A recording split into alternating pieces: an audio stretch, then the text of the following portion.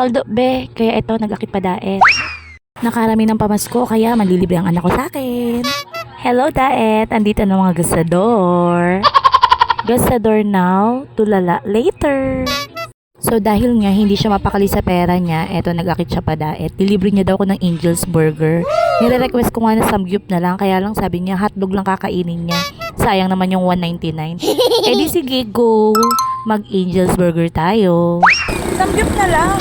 Wala nga bang samgyup? Dagdagan ko na lang. 300 kayo, 100 sa akin. Libre na ali. Mas mura pa sa Angels. Hotdog pa lang kinakain ko dun sa Ganito nga pala ang view kapag pupunta kami ng daet. Ang ganda, di ba? So nice. Ang sarap sa mata. First time ang libre ni Totoy. Yung pinamaskuhan niya, ililibre na niya. Pero ang gusto ko samgyup, ang gusto niya burger. Mambigat. SM! SM! Papasok na mga artista.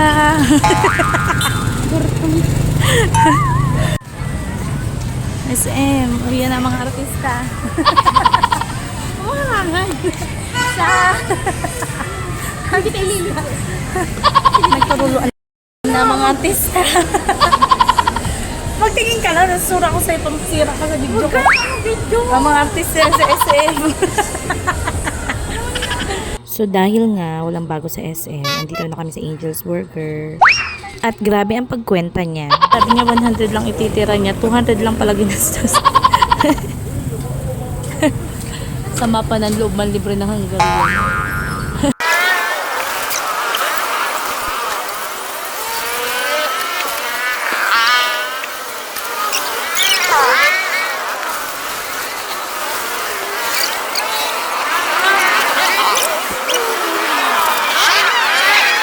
Hindi ko alam kung bakit pero gutom na gutom ako ngayon. Naka-isang footlong kami, tig-isang burger, tapos ang Hungarian hati kami. Then nag-cook kami. Tapos gutom pa din ako kaya naman nagkikiam and kwek-kwek kami.